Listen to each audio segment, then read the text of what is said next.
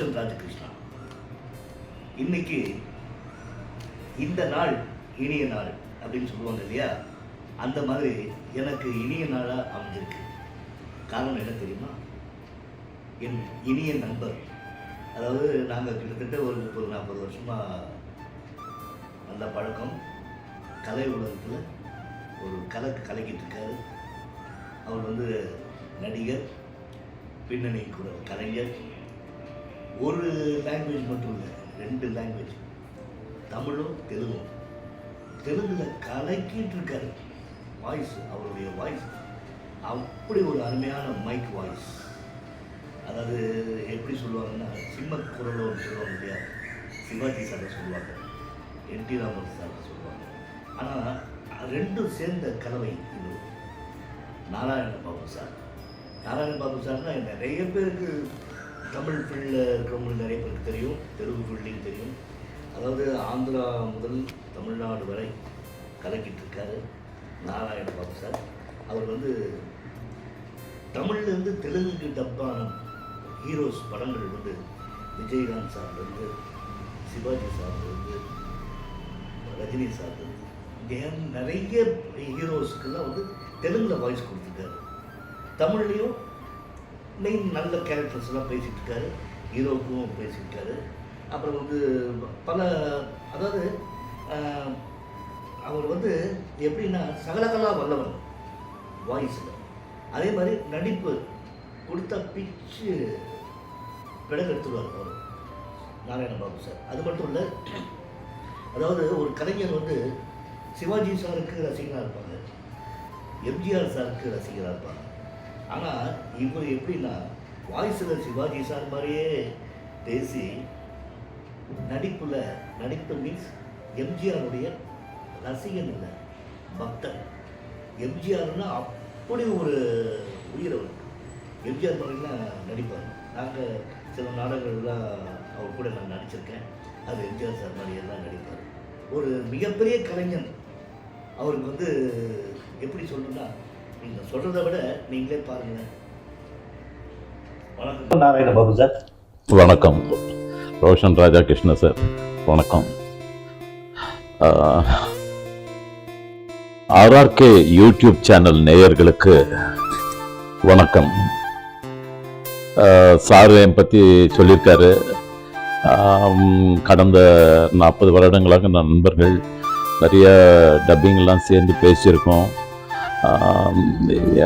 அப்புறம் யூனியன் ஆக்டிவிட்டீஸில் அவர் வந்து பொருளாளராக இருந்தார்.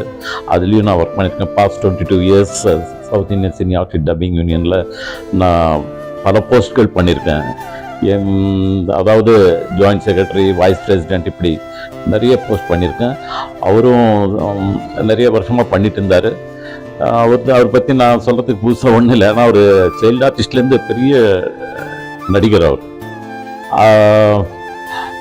ராஜநாகன்ற படத்தில் அவர் நடித்தது செம்ம நேம். அப்போ நான் இண்டஸ்ட்ரிக்கு வரலன்னு நினச்சிங்களேன். இவர் நடிச்சது பார்த்து ரொம்ப சந்தோஷப்படுவேன். பாம்பெல்லாம் கையில் வச்சு நடிப்பார். அதெல்லாம் கோல்டன் டேஸ், அதெல்லாம் நினச்சி நான் ரொம்ப சந்தோஷப்படுவேன். அதே மாதிரி அவர் டப்பிங்லேயும் ரொம்ப பிஸியாக பேசிட்டு இருந்தார். Very good actor. அப்புறம் யூடியூப் சேனலில் கூட இப்போ நல்லா வந்துக்கிட்டு இருக்காரு. அனுராதா மேடம், அவங்க மிஸ்ஸஸ் இருக்காங்க. அவங்க பற்றி தெரியாதவங்களே கிடையாது. ஏன்னா அவங்க மிகப்பெரிய ஹீரோயின்ஸ்க்கெல்லாம் அவங்க பேசியிருக்காங்க. Really great. அப்புறம் இப்போது நான் வந்து ஆக்சுவலி டப்பிங் ஆர்டிஸ்டாக தமிழ், தெலுங்கு, அப்புறம் கன்னடம், மலையாளம், மலேசியன் லாங்குவேஜ் கூட பேசியிருக்கேன், இங்கிலீஷ். அதாவது பிற மொழிகள், அதாவது தமிழ் டு தெலுங்கு, தெலுங்கு டு தமிழ், இது மாதிரி நிறைய படம் பேசியிருக்கேன். இப்போ ரீசெண்டாக கூட தெலுங்கில் ஜெயிலரில் மோகன்லால் சாருக்கு பேசியிருக்கேன். அப்புறம் விஷால் படத்துலலாம் நிறைய படம் ஹீரோஸ்க்கு, அதாவது மம்முட்டி சாருக்கு இல்லாமல் அப்புறம் சுரேஷ் கோபி சார், அப்புறம் மோகன்லால், சுரேஷ் கோபி அண்ட் மம்முட்டி சார், இவங்க எல்லாருக்கும் ஹீரோவாக நிறைய படம் பேசியிருக்கேன். தெலுங்கில், தமிழ்லையும் பேசியிருக்கேன். அப்புறம் ஜேம்ஸ் பாண்ட், ஆல் ஜேம்ஸ் பாண்ட்ஸ்க்கு தெலுங்குல பேசியிருக்கேன். அப்புறம் தமிழ்லையும் ஜேம்ஸ் பாண்டு பேசியிருக்கேன். அப்புறம் நெட்ஃப்ளிக்ஸு, அமேசான் பிரைம் வீடியோஸ், இதெல்லாம் வெப் சீரிஸ்லாம் பேசிகிட்டு இருக்கேன். இது என்னது டிவைன் கேசட்ஸ் இருக்கும் இல்லையா, பெருமாள் கேசட்ஸு, சாய்பாபா, இது மாதிரி பிரம்மோத்சவம்லாம் திருப்பதியில் நிறைய அந்த வாய்ஸ் ஓவர்ஸ்லாம் வருமே நான் பேசியிருக்கேன். சொல்லப்போனால் நிறையா இருக்குது விஷயங்கள். ரோஷன் சார் தான் இப்போ எல்லாம் அவர் வந்து என்ன கேள்வி கேட்குறேன்னு சொல்லியிருக்காரு. அதுக்கு நான் பதில் சொல்ல போகிறேன். நீங்கள் கேட்டு பார்த்து நல்லா மகிழணும்னு ஆசையாக இருக்குது. நன்றி. நன்றி சார். நான் வந்து கேள்வி கேட்டா நீங்க வந்து கொஞ்சம் கூட பயப்பட மாட்டீங்க. இது எப்படிங்கிறது எனக்கு தெரியும். அதாவது கேள்வி வந்து ஒரு நான் கேட்பேன், கண்டிப்பா கேட்பேன். ஆனா வந்து அதுக்கு நீங்க அழகா பதில் சொல்லுவீங்கன்னு நம்பிக்கை இருக்கு. ஒண்ணு இல்லை, நீங்க வந்து இந்த உங்களுடைய பூர்வீகம் இந்த ஊர் ஆக்சுவலி என் ஊர் வந்து விசாகப்பட்டினம், ஸ்ரீகாக்குளம் எங்கள் மதர் ஃபாதர்து. பட் நான் பிறந்து வளர்ந்தது சென்னையில். இங்கே தான் எல்கேஜிலேருந்து படித்தேன். இல்லை ராமகிருஷ்ணா மிஷன், பான்கல் பார்க், அங்கேருந்து படித்தேன். அதுக்கு முன்ன வந்து ஸ்டைன் வேளாங்கண்ணி ஸ்கூலில் எல்கேஜியில் படித்தேன். அப்படியா? ஓ, சவுத் பிராங்கில் பேசுனீங்க. அந்த சவுத் பிராங்க் பக்கத்தில் தான் நான் வந்து குழந்தையா இருக்கும்போது அந்த பக்கத்தில் ராமானுஜ ஸ்ட்ரீட்டில் இருந்தோம் நாங்கள்லாம். அந்த கிரவுண்டில் வந்து விளையாடுவேன், சவுத் பிராங்க் கிரவுண்டில். அப்படியே படிப்பு போயிட்டு இருந்தது. ஆனால் எங்கள் அப்பா வந்து நடிகர், தெலுங்குல ராமாராவ் சார், அப்பாராவ் அவர் பேர். பாண்டி விசால் ஆட்டோமொபைல் ஷாப் அப்பாராவ்னா எல்லாருக்கும் தெரியும். ஆமாம், ஹிந்துஸ்தான் ஆட்டோ ஏஜென்சிஸ். ஆமாம், அவர் வந்து Ramarao sir, Shoban Babu sir, Krishna sir, Kantharao sir, இது மாதிரி நிறைய ஹீரோஸோட அவர் சப்போர்ட்டிங் கேரக்டர்ஸ் நடிச்சிருந்தார். இந்த ஸ்பேர் பார்ட்ஸ் கடை வச்சுருந்தார். எங்களுக்கு கொஞ்சம் பெரிய குடும்பம். நான் வந்து ஆக்சுவலி படிக்கும்போதே, நான் ஸ்கூலில் படிக்கும்போது இதுக்கும் முதல்ல நான் பார்த்தது எம்ஜிஆர் சார் படம் தான். ஆமாம், அடிமை பெண் பார்த்தோன்னே ஏதோ அந்த படத்துல எனக்கு ஒரு மோரல் தெரிஞ்சுது. அவர் பார்த்தோன்னே சிவாஜி சார் அவர் நடிப்பத்தி நம்ம சொல்ல தேவையில்லை, அவர் ஒரு ஜாம்பவான். ஆனா என்ன தெரியல, இவர் படம் பார்த்த உடனே வாழ்க்கையில் இப்படி கூட இருந்தால் தான் மனுஷன் வாழ முடியும், இப்படிதான் இருக்கணும் அப்படின்னு ஒரு மைண்ட்குள்ள ஏறிச்சு. ஒரு படம் தான், சாதாரணமான விஷயம் தான். அதுக்கப்புறம் குடியிருந்த கோவில், ஆயிரத்தில் வரும், எந்த படம் பார்த்தாலும் ஒரு புதுசா இருக்கும் எனக்கு. எனக்கு சொன்னா நீங்க சிரிப்பீங்க. எனக்கு கல்யாணம் ஆகி வைசாக்ல கல்யாணம் ஆச்சு. இங்க கூப்பிட்டு வந்தோடனே என் ஒய்ஃபை முதல்ல எம்ஜிஆர் படத்துல 3வது வாட்டியா 4வது வாட்டியாது அட்மிட் படம் கூப்பிட்டு போயிட்டேன். ஸ்ரீனிவாசன் அவங்களுக்கு தமிழ் தெரியாது அப்போ. ஆனாலும் நான் வந்து கத்துறாங்க எம்ஜிஆர் படமாச்சு, அது எப்பவோ ரிலீஸ் ஆன படம், எப்போ வந்தாலும் அது புதுசு தானே மக்களுக்கு. ஆமா ஆமா, ராஜஸ்தான் 1000 பாலு சார் முதல்ல பாடின பாட்டு செம்மையா இருக்கும். அந்த பாட்டு நானும் பாடுவேன். பட் என்ன, எனக்கு வந்து எம்ஜிஆர் புரட்சி தலைவர்னா என்னன்னா, எந்த பாட்டு பாடினாலும் அதுல ஒரு கருத்து இருக்கும். வாழ்க்கையில அவர் வந்து ஒரு ரொம்ப கஷ்டப்பட்டு முன்னுக்கு வந்தவர்ல அவர் ஒருத்தர் பெரிய ஹீரோ. அவர் வந்து கடைசியில் நாட்டு மக்களை தன் கையில வச்சிருந்தார் பாருங்க. அங்கதான் அவர் நிக்கிறார். ஸ்டில் அவர் வந்து மக்களை வந்து கைக்குள்ள வச்சு அவர் 45 வயசுல இருந்தே அவர் வந்து ஆரம்பிச்சு நிறைய பேர் அதே மாதிரி பண்ணி கடைசி வரைக்கும் யாருனாலே பண்ண முடியல. ஆமா, மக்களை வந்து கைக்குள்ள இல்ல மட்டும்தான் நடக்கும். அது ஒருத்தருக்கு தான், அது இனிமே நோ ரீப்ளேஸ்மெண்ட். அது என்னன்னா அவருடைய தாய், ஆமா, அந்த அம்மா வந்து சத்யா அம்மா, அவருக்கு பாக்கியமா கிடைச்ச. நான் ஆக்சுவலி அவர் படம் பார்க்கறது மட்டும் இல்லை, அவரோட வரலாறு இருக்கும் பாருங்க. அப்பப்போ நான் படிப்பேன், அவரோட இதெல்லாம் வீடியோஸ் பார்ப்பேன். வாழ்க்கையில் இவர் இதில் ஒரு 10% நம்ம சக்ஸஸ் ஆனாலே வாழ்க்கையில் ஜெயிச்சா மாதிரி அப்படின்னு நினச்சிருவேன். இப்போவும் அவர் ஏதாவது படம் வந்து நான் வீட்டில் டப்பிங், எனக்கு நான் கொஞ்சம் பிஸியாக இருப்பேன் டப்பிங்கில் அதப்போ பார்த்தேன்னா என் ஒய்ஃப் கூட உள்ளேருந்து பாப்பா திடீர்னு வந்து உங்கள் தலைவர் வந்துட்டாருங்க டிவியில் அப்படின்னு நான் வந்து உட்காந்து பார்த்துருவேன். அது எனக்கு சலிக்காது எத்தனை வாட்டி பார்த்தாலும். ஆந்திரா, தெலுங்கு அப்படின்னா கூட நீங்க வந்து தமிழ்நாட்டு தலைவரே எதுல அவர் வந்து தமிழ்நாட்டு மக்கள், அவர் பூர்வீகம் வேறையா இருந்தாங்க. தமிழ்நாட்டு மக்கள் மேலதான் அவரு தமிழ் தவிர வேற எதுவுமே இல்லாம இருக்கு. அவருடைய பக்தன் நீங்களும் அப்படித்தானே இருந்தாங்க. ஆனா எனக்கு ஒரு சின்ன ஒரு பாக்கியம் இருக்கு, அவர் கூட நடிக்கிற ஒரே ஒரு பாக்கியம். அப்படியா? நவரத்தன் ஆமாம், நான் படம் பார்த்தேன் அது. லதா மேடம் வந்து குருவிகார ஆமா ஆமா ஆமா ஆமா, கரெக்ட். அதுல அந்த குருவிகார கும்பல நானும் கொடுத்தேன். ஓ கிரேட். எம்ஜிஆர் கிட்ட வந்து நம்ம ஒரு பேப்பர் கொடுத்து, ஏ மாணிக்கம் உன் மாப்பிள்ளை தங்கம் போட்டோ இந்த பேப்பர்ல இருக்கு பாரு. அது நீ ஞாபகம் இல்லை எனக்கு. கரெக்ட். ஒரே பேசி தராரு. அவரு தலைவரோட நடிக்கிறதுன்னா சாதாரண விஷயமா? அவர் ரியலி இட்ஸ் கிரேட். பாக்கியம் அது நான் நினைக்கிறேன். நான் அவரை பர்சனலாக 2-3 வாட்டி மீட் பண்ணேன். மியூசிக் அகாடமியில் ஒரு வாட்டி மீட் பண்ணேன். அவர் மீட்டிங்க்கு வராருன்னா பானல் பார்க்கன்னு அவர் மீட்டிங் 7 மணிக்குன்னா நான் 4 மணிக்கு போய் ஃப்ரெண்ட்ல போய் உட்காந்துருவேன் பானல் பார்க் கிட்ட. ஆமா, அங்க பானல் பார்க் என்ட்ரன்ஸ்ல பெரிய ஸ்டேஜ் போட்டாங்கன்னா அங்கிருந்து பாண்டி பஜார் டீலக்ஸ் ஹோட்டல் வரைக்கும் கூட்டம். அது மாதிரி வரலாறு காணாத கூட்டமா அங்கதான் வரும். அதனால்தான் அவரு சரித்திரம் படைத்தார். அவரு சாதாரண விஷயம் அவரை பத்தி பேசினா பேஸ் பத்தாது, பேசிட்டே இருக்கணும்னு தோணும். அவரை பார்த்தாலே உடம்புல ஒரு புத்துணர்ச்சி மாதிரி வந்துடும். இவர் மாதிரி ஃபாலோ பண்ணிட்டு வாழ்க்கையில் இப்படிதான் இருக்கணும் அப்படின்னு நினைச்சிருப்பேன். ஆனா ஆண்ட புண்ணியத்துல அவர் படம் தெலுங்குல சில படம் டப் பண்ணும்போது கூட நான் அவர் கூட இதயக்கனி ஆனா அவருக்கு பேசல, வேற கேரக்டர் பேசியிருக்கேன். அதுல நம்ம சண்முக சுந்தரம் சாருக்கு பேசினேன். அவர் ஒரு வில்லன் டைப் கேரக்டர். அப்புறம் அவரு அப்புறம் என்னாச்சு, பராசக்தி படம், பழைய படம். அந்த படம் என்னன்னா ஒரு 4 hours படம் அதுங்க. அது பெரிய படம். அது அப்போ பாட்டு நிறைய இருக்கும். இது ரீமேக் பண்ணா எப்படி இருக்குன்னு யாரோ பேசியிருக்காங்க. அது தெலுங்குல டப் பண்ணா எப்படி இருக்குன்னு பார்த்து வாய்ஸ் டெஸ்ட் பண்ணும்போது எந்த ஓகே ஆயிடுச்சு. அவருக்கு பேசும்போது காலையில நான் 7 மணிக்கே போயிட்டு டப்பிங் பேசுவேன். ஏன்னா வாய்ஸ், ஏன்னா அந்த காலத்துல சும்மா பிளான் பண்ணாங்க. பட் டப் பண்ணாங்க, டப் பண்ணணும் பிளான் பண்ணிட்டாங்க டப்பிங். ஆனா இந்த கஷ்டம் அது. ஏன்னா அது கலைஞர் வசனம். அது அந்த கோட் சீன் இருக்கும் பாருங்க, சிங்கிள் டேக்ல. அந்த காலத்துல டெக்னாலஜி இல்லாத சமயத்துல அவர் பேசியிருக்காரு பாருங்க, ஓடினாள் ஓடினாள் வாழ்க்கையின் எல்லைக்கு ஓடினாள் அப்படின்னு அவர் பேசுவார் பாருங்க. அந்த சீன் தெலுங்குல வந்து நான் ரொம்ப நிறைய பேர் அந்த டைலாக் கேட்டு எக்ஸ்ட்ராடினரியா வந்தது. அது ஃபுல் டைலாக் தெலுங்குல, தெலுங்குலையா? పరిగెత్తింది పరిగెత్తింది జీవితపు అంచుల వరకు పరిగెత్తింది అని ఫస్ట్ ஸ்டார்டிங். அது அப்படியே அந்த கேமரா ஃபுல் ரன் ஆயிருக்கும். அவர் ஃபுல் அந்த சீன்.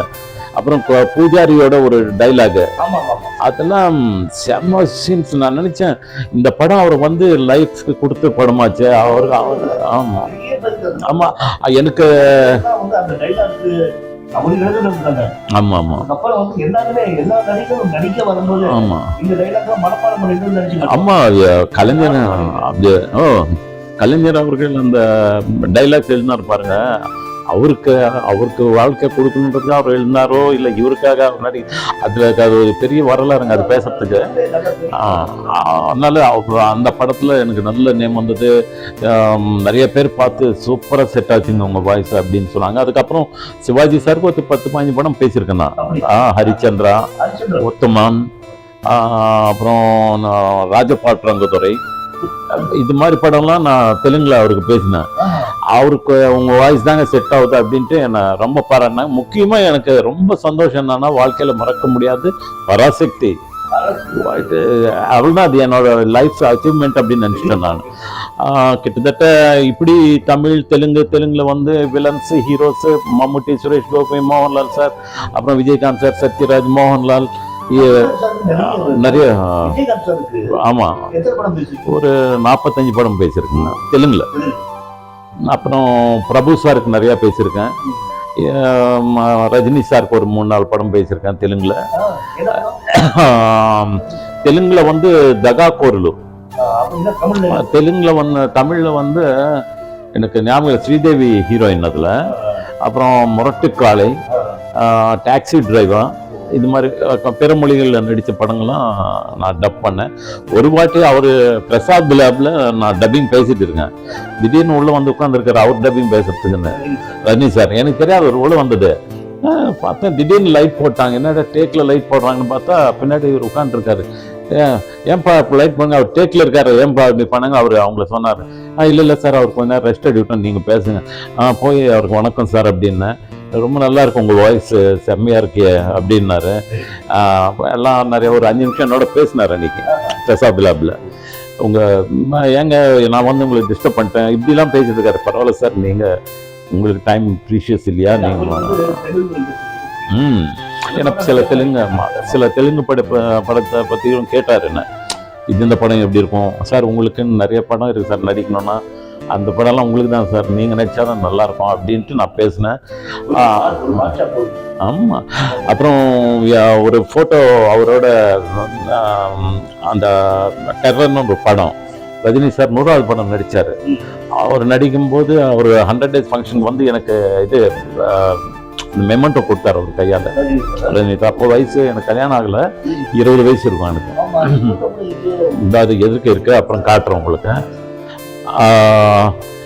இது மாதிரி இந்த கன்னடம், மலையாளம், மலை லாங்குவேஜ் மலேசியன் அது பேசுறதே கஷ்டம். அது அவங்க அங்கேருந்து வந்து என்னை பேச விட்டாங்க. கொஞ்சம் ஒரு பக்கத்தில் உட்காந்து கொஞ்சம் கொஞ்சமாக கற்றுக் கொடுத்து பக்காவாக பேசியிருக்கீங்கன்னு சொன்னிருந்தாங்க. இங்கிலீஷ் இதுவும் பேசியிருக்கேன். இது வரைக்கும் கிட்டத்தட்ட ஒரு 3650 ஃபிலிம்ஸ் பேசியிருக்கேன் சார் நான். தேங்க்யூ. அப்புறம் 3 வாட்டி பெஸ்ட் டப்பிங் ஆர்டிஸ்ட் அவார்டு ஆந்திராவில் 2 வாட்டி வந்தது. தமிழ்நாட்டில் வந்து குரல் வளம், நீங்கள் உங்களுக்கும் தெரியும் அந்த விஷயம், அது மாதிரி பண்ணேன். தெலுங்குல நந்தி அவார்டு இன்னும் வரலங்க, எனக்கு வரல. வேற ஏதோ நீங்கள் உங்கள் பழிக்கணும். எனக்கு ஆக்சுவலி இந்த டப்பிங்கன்னா எனக்கு ரொம்ப பிடிக்குங்க. ஆக்சுவலி நான் நடிக்கணும்ட்டு ஃபைட்டிங்ஸ் கராட்டே கற்றுக்கிட்டேன் நான் 14 வயசுலேயே. எக்ஸசைஸ் பாடி நான் முதல்ல இருந்து டான்ஸ் கற்றுக்கிட்டேன். ப்ரோக்ராம்ஸும் கொடுத்தேன் இங்கே வாணி மஹாலில், ராஜா அண்ணாமலை மன்றம், இங்கெல்லாம் தமிழ் சாங் இல்லை, நாடகம் நடித்தேன். அப்புறம் ஒரு டாக்டராக ஒரு தமிழ் ஸ்டேஜ் பிளேலாம் நடிக்கும். பட் எனக்கு வந்து ஏதோ பாட்டு ஏதோ அப்போ அங்கே கூட நான் நடிக்கும்போது என் ஃப்ரெண்ட்ஸ் எல்லாம் என்னை வந்து எம்ஜிஆர் வந்துட்டாண்டா அப்படின்வாங்க என்ன. இப்போ எல்லாரும் இப்பவும் டப்பிங் ஃபீல்ட் எல்லாரும் எம்ஜிஆர் தான் கூப்பிடுவாங்க. அது எனக்கு ஒரு சந்தோஷம். அவர் பேர் கேட்டாலும் நமக்கு ஏன்னா அவங்க பற்றி பேசணும்னா சாதாரண விஷயம் கிடையாது. அவங்கெல்லாம் ஜாம்பவான்கள், நமக்கு முன்னோர்கள். ஆக்சுவலாக சினிமா இண்டஸ்ட்ரியில் அவங்கெல்லாம் என்.டி. ராமராவ் சார், அவர் நாகேஸ்வரராவ் சார், சிவாஜி சார், இவங்கெல்லாம் சாதாரண ஆக்டர்ஸ் கிடையாது. நிறைய பேர் நல்லா பெரிய பெரிய ஆர்டிஸ்ட் இருக்காங்க. பட் அவங்க வந்து அவங்க லைஃப் லாங் அவங்கள ஞாபகம் வச்சுக்கலாம். நம்ம அதாவது அவருடைய பாட்டுகள் அவருடைய சீன்ஸ்லேருந்து எல்லாம் மக்களுக்கு வந்து ஆமாம் அது எப்படி சொல்றதுன்னா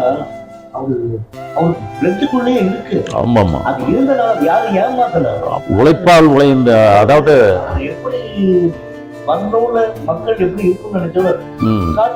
காட்டாரு அவர் இப்ப சொன்னதெல்லாம் இப்ப நடக்குது.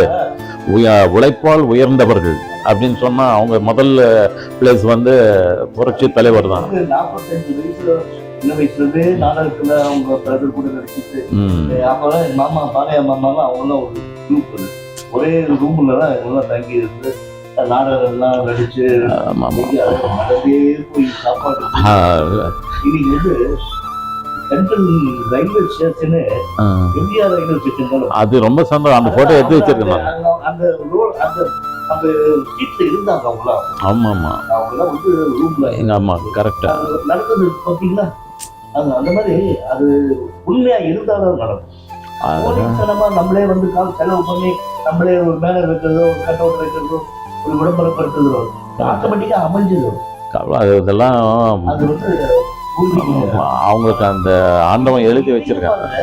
அவர்களுடைய பேர் கட்சியே ஆமா லிவிங் கார்டன் பேரு சார் அவருக்கு.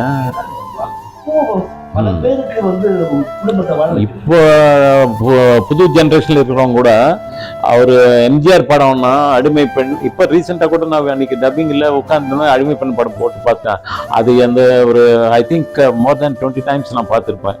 குடியிருந்த கோயில் இந்த மாதிரி படம்லாம் அது இப்போ பேசிட்டே இருக்கணும் சார், அவரை பற்றி பேசினா. இப்போ நீங்கள் அவ்வளோ.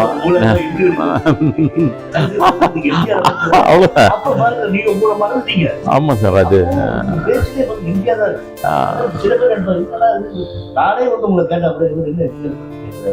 நம்மளை பத்தி கேட்க மாட்டேன். ஆனா நீங்க நான் கேட்கணும்னு நினைச்சா கூட நீங்க அதை வந்து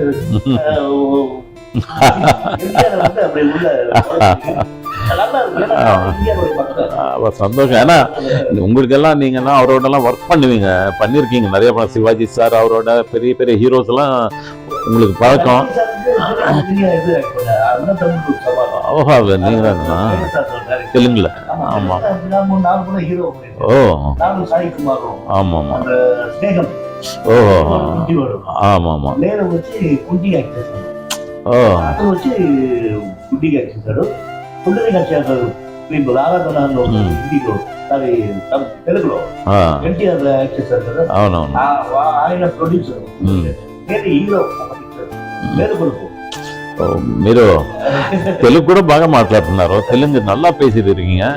ரொம்ப சந்தோஷம். ஓ ஜூனியர் என்டிஆர் యాక్ట్. ஓ அன்னதப்பு யாரும் முக்கியமாக தெரியுமா? ஆமா ஆமா. சாரி, ஹிந்தில அது வந்து அன்னதமிழ் వేరే జూనియర్ ఎన్టీఆర్. అవునవును, తెలుసు, చూశాను నేను, నా పాతనా. ஆமா, அதுல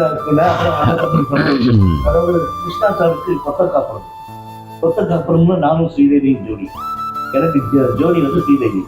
அப்ப 12 வயசு வந்து பொண்ணு. இப்போ நீங்க இதெல்லாம் ஆனா உங்க பத்தி சில விஷயங்கள் எனக்கு தெரியும்.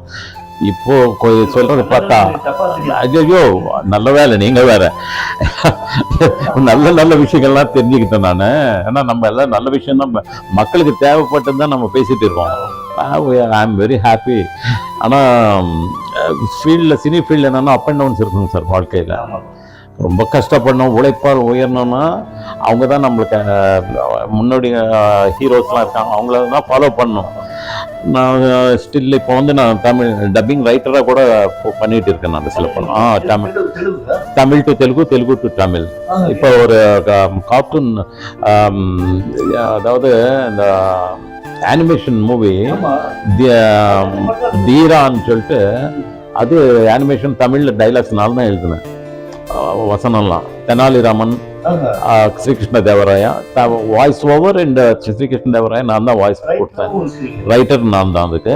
அப்புறம் சுரேஷ் கோபி படம் ஒன்று தமிழில் எழுதியிருக்கேன். Still I am very strong in dubbing.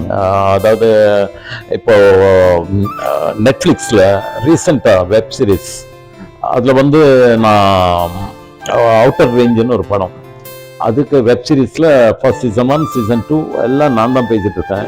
அப்புறம் வீரப்பன், ஹண்டிங் ஆஃப் வீரப்பன் இப்போ ரீசெண்டாக நெட்ஃப்ளிக்ஸில் வந்தது பாருங்க. தமிழ் தெலுங்கு நான் முதல்ல தமிழில் பேசினேன். என் வாய்ஸ் ஸ்டேஷனில் என் வாய்ஸ் ஓகே ஆயிடுச்சு. அது வீரப்பன் இல்லை, அவரை பிடிக்கிற ஒரு பெரிய போலீஸ் ஆஃபீஸர் கர்நாடகா, அவருக்கு பேசினது தமிழில் எனக்கு நல்ல நேம் வந்தது. அப்புறம் அவங்க என்ன சொல்லியிருந்தாங்க, தமிழில் பேசினவர் தெலுங்குலையும் பேச சொல்லுங்கள், அவருக்கு தெலுங்கு தெரியுமா? இல்லைங்க, அவர் தெலுங்கு நல்லா தெரியுங்க, அவர் பேசுவாங்க. அப்புறம் தமிழ்லையும் பேசினேன். அது கூட எனக்கு ஜாப் சாட்டிஸ்ஃபேக்ஷன் இருக்குது. அப்புறம் ஆல்மோஸ்ட்டு மெயின் கேரக்டர்ஸ் இப்போ ஓடிடி படம்னு வருது. இண்டஸ்ட்ரி முன்ன மாதிரி இல்லை சார், இப்போ கம்ப்யூட்டர் யுகம். அதாவது நம்ம அதுக்கு தகுந்த மாதிரி தான் ஃப்ளெக்சிபிளாக தான் போயிட்டுருக்கோம். நடுவில் நிறைய அப் அண்ட் டவுன்ஸ் இருந்தது வாழ்க்கையில். But I am perfectly all right. இன்னும் நீங்கள் தான், உங்களுக்கு தான் தெரியுமே என் பற்றி.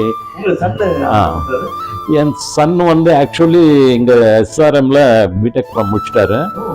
அப்புறம் எம்எஸ் வந்து அமெரிக்காவில், யூஎஸில், நியூ ஜெர்சியில் எம்எஸ் பண்ணிட்டாரு. பொண்ணு வந்து இப்போ ஜெர்மனியில் இருக்கா, அதான் யூரோப் கண்ட்ரியில் இருந்தா, இப்போ அங்கே போயிருக்கா. டாக்டர் அகர்வால் ஐ ஹாஸ்பிட்டல் ஆப்ரேஷன்ஸ் மேனேஜராக இருந்தா. ஆமாம், நம்ம ஐ கேம்ப் நம்ம டப்பிங் யூனியன் சென்னை இதுக்கு நான் தான் என் டாக்டர் மூலியமாக தான் அது பண்ணோம். ஒரு 350 பேருக்கு ஃப்ரீ ஐ கேம்ப் பண்ணியிருந்தோம். எல்லாரும் வந்து டெஸ்ட் பண்ணிக்கலாம். எதுக்கு உங்களுக்கு கூட டெஸ்ட் பண்ணாங்களே அன்னைக்கு? அப்படியா? நானும் அன்னைக்கு பண்ணிட்டேன். நம்ம 2 பேரும் ஒரு வாட்டிக்கு ஐ டொனேட் பண்ணியிருக்கோம். ஆமா, அது என்ன சொன்னீங்க? 2 கண்ணும் டொனேட் பண்ணிட்டேன். அப்படியா? 2 கண்ணும் நான் பண்ணியிருக்கேன். பட் அது ஒரு திருப்தி சார். என்னன்னா சொல்லுங்க, அதான் புரட்சி தலைவர் வழியில வருறவங்க தப்பா நினைக்கிறாங்க. எது கேட்டாலும் புரட்சி தலைவர் மக்கள் தலைவர்ன்றாரு எம்ஜிஆர்.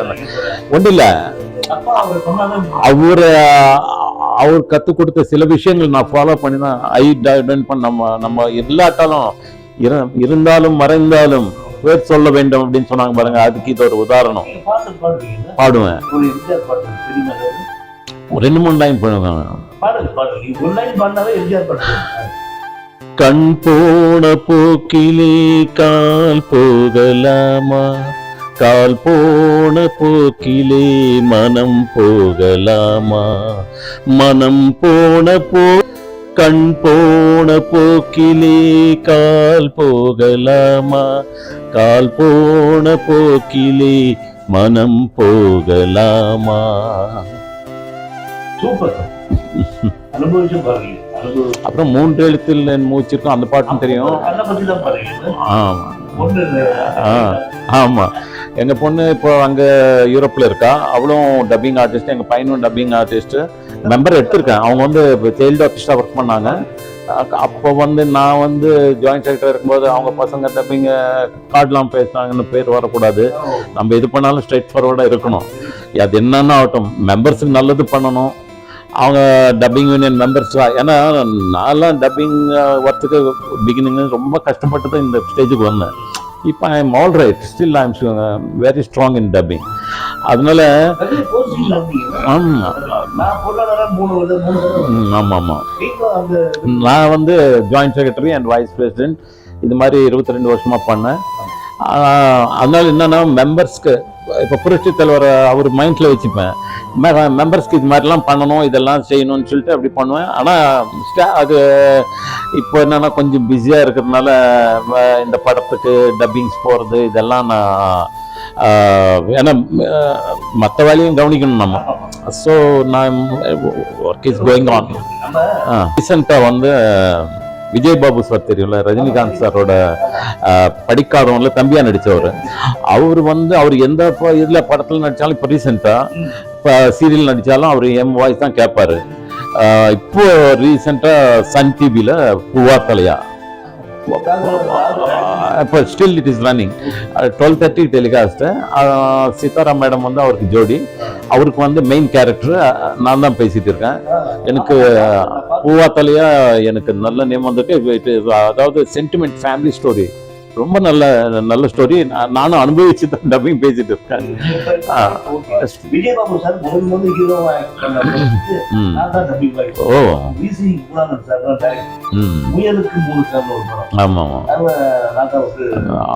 அப்போ ஹீரோவா இருந்தவர். நீங்க என்டர் ஆகும்போது நான் இன்னும் டப்பிங் ஆர்டிஸ்ட் ஆகல. நான் தோராயமா சொல்ல போனா 1984 என்டர் ஆனேன். அப்படியே step by step improvement. Hyderabad போய் டப்பிங் பேசுவேன். சுமன் சாருக்கெல்லாம் நான் தான் தெலுங்குல ஒரு இப்போ 40-50 படம் வரைக்கும் சுமன் சாருக்கு பேசியிருக்கேன் நான். சுமன் சாருக்கு ஆமாம், இப்போ கேரக்டர் ஆர்டிஸ்டாகவும் நான் பண்ணிட்டு இருக்கேன். அப்புறம் இன்னும் ஃப்ரம் அதர் லாங்குவேஜ்லேருந்து இது பண்ணும்போது இந்த டப்பிங் எல்லாம் பேசுறது. அப்புறம் ஆடுக்கு ஸ்பெஷலிஸ்ட் நான். ஆக்சுவல் வாய்ஸில் எல்லாம் பெரிய பெரிய ஆட்லாம் நான் தான் பேசிட்டு இருக்கேன். முக்காவா தெலுங்கு, தமிழ், கன்னடம். முதல்ல நான் பேசுனது இந்தியன் பேங்கின் இனிய விருந்து அப்படின்னு வரும் அந்த அப்போ ரேடியோ. அது நான் தான் வாய்ஸ். அது வந்து கன்னடம், தமிழ், தெலுங்கு. தமிழில் வந்து இந்தியன் பேங்கின் இனிய விருந்து அப்படின்னு வரும் ஹெட்லைன். தெலுங்குல வந்து இந்தியன் பேங்க் வாரி பசுந்தைன விந்து அப்படின்னு தெலுங்குல வரும். கன்னடத்துல வந்து இந்தியன் பேங்க் ரவரா ரசதௌத்தனா அது மாதிரி வரும். ஆனா நான் ஈவன் ரைட்டர் ஆல்சோ பாட்டெல்லாம் எழுதுவேன் நான். சத்யா இப்போ வருது, உங்கள் சத்யான்லாம் வருது, அதெல்லாம் தெலுங்குல பாட்டு நான் தான் எழுதிட்டு இருக்கேன். நிறைய பாம்பே ஆட்ஸ்லாம் நான் பாட்டு எழுதுறேன். எனக்கு என்ன அட்வான்டேஜ்னா தமிழ் தெலுங்கு போத் தமிழ் படிப்பேன், எழுதுவேன், நல்லா டைல வசனம் பேசுவதனால எனக்கு எல்லாமே அட்வான்டேஜ்னால college Madras university Ramakrishna school கப்பனாத் தான். ஆனால் இந்த சினிமாவில் நடிக்கணும்னு ஆசையில் இது பண்ணிவிட்டு நடிக்க வந்தேன். ஆனால் டப்பிங் ஃபீல்டில் என்னாச்சுன்னா யாரும் சொன்னாங்க இது மாதிரி ஒரு வாய்ஸ் டப்பிங்னா என்னன்னு அப்போ தெரியாது எனக்கு. யாரோ சொன்னாங்க வாங்க ஸ்டூடியோக்குன்னா அப்போ பார்த்தேன். டப்பிங்கில் என்ட்ரு ஆனேன்.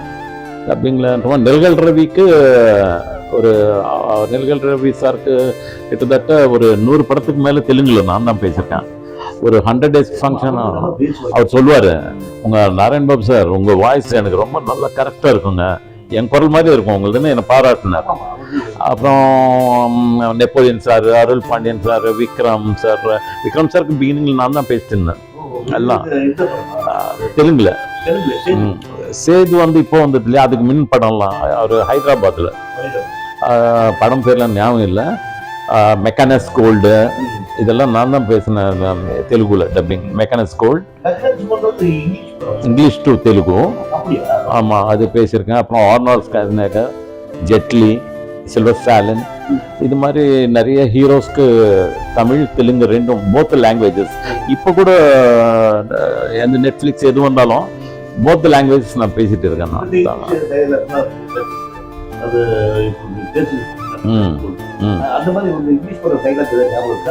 ఇంగ్లీష్ కోపమా ఇది మనం ఉన్నది విలన్స్ డెన్లో, అందువల్ల మనం ఇక్కడ ఒకరికొకరు కోఆపరేట్ చేసుకోవాలి, అప్పుడే ఇందులోంచి బయటపడగలం. కోపం వద్దు డార్లింగ్ ప్లీజ్ కమాన్ అని చెప్పి ஒரு லவ் சீன் மாதிரி அவருக்கு நான் அப்படி பேசினேன்.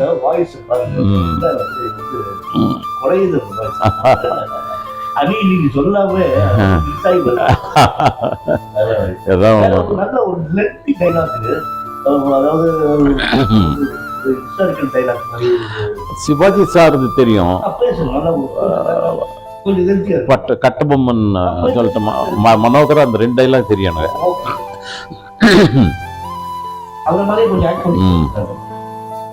வட்டி கிஸ்தி வரி யாரை கேட்கிறாய் வரி, எதற்கு கொடுக்க வேண்டும் வரி, எங்கள் நாட்டுக்குள் வந்து எங்களே வரி கேட்கிறாயா, அல்லது எங்கள் நாட்டில் கொஞ்சி விளையாடும் எமது குலப்பெண்களுக்கு மஞ்சள் அரைத்து கொடுத்தாயா, மாமனா மச்சானா கொதிக்கதடா என் ரத்தம், அதை அடக்கு அடக்கு என்று என் அரும்பு மீசை. இவன்தான் ஜாக்சந்தர் என்பவனோ.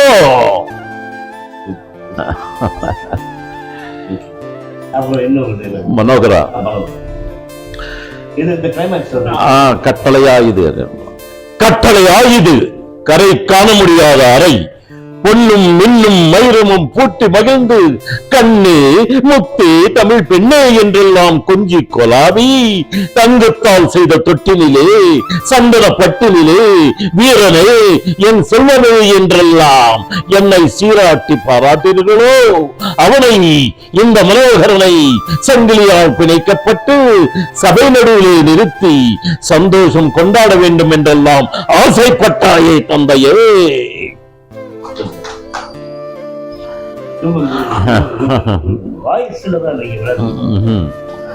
அந்த நான் எங்கேயாவது கல்யாணத்துக்கும் அதுக்கு போகும்போது எல்லாம் என்ன டப்பிங் ஆர்டிஸ்ட்னு அறிமுகப்படுத்துவாங்க. ஏதாவது கல்யாணம் பண்ண சிஎஃப் கூப்பிடுவாங்க, செலிபிரிட்டி டப்பிங் அப்படின்ட்டு. சில பேர் அவங்க ஆந்திராலேயோ திருப்பதி இங்கெல்லாம் போகும்போது அவங்க வந்து கேட்பாங்க, ஏதாவது டைலாக் சொல்லுங்கன்னா இந்த டைலாக் தமிழ் தெலுங்கு, அப்புறம் ரஜினி சார் டைலாக் கேட்பாங்க.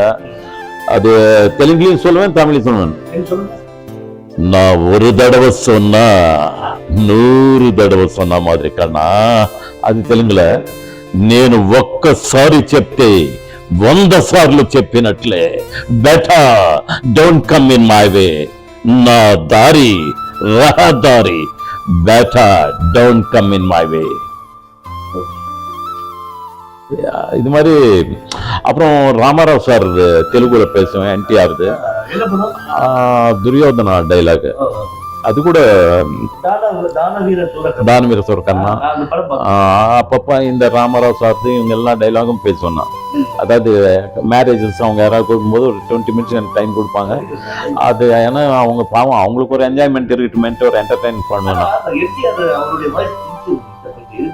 ஆமா, அந்த பேஸ் இருக்கனால வந்துடும். அது துரியோதன டைலாக் சின்னது ஒன்று சொல்லட்டோமா, தெலுங்குல தான் சொல்ல முடியாது. ஹௌரா నీ రచన చమత్కృతి ఏమియో గాని ప్రకృతి సౌందర్యమును ధిక్కరించుతూ కురు సార్వభౌముడనైన నా మానసమును సైతము ఆకర్షించుచున్నదే. చూచెదగాక.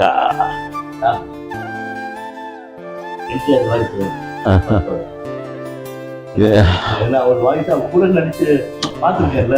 ஆமா ஆமா.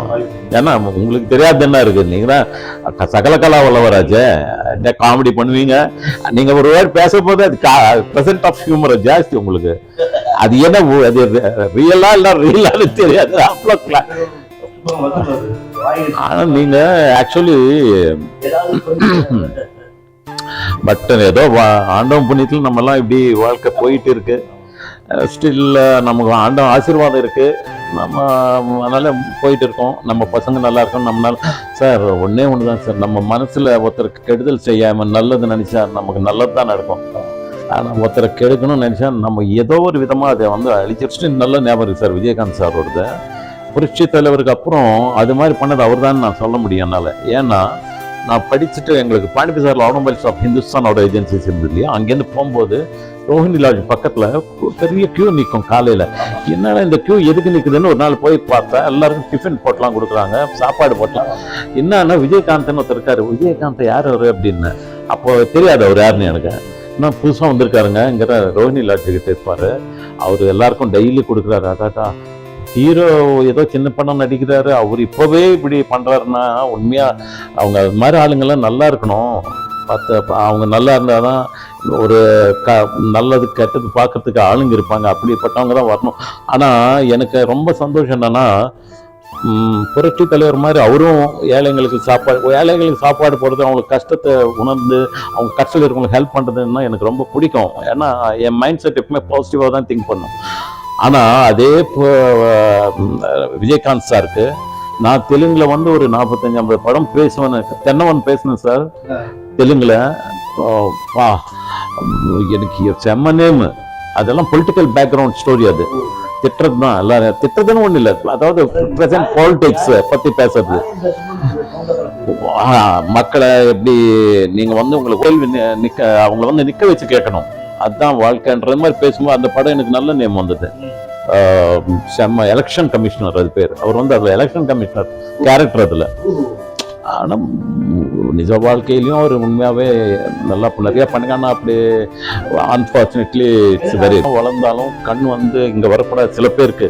ஆனா அவருக்கு அது மாதிரி பேட்டே என்ன மாதிரிதான். நான் 7 நிமிஷத்துல எப்படி இங்க வந்து கேமரா பண்ணாலும் இப்போ ஏதாவது ஒரு கேமரா ஏதோ ஒண்ணு பண்ணிட்டு இருக்கு. அதே மாதிரிதான் நீங்களும்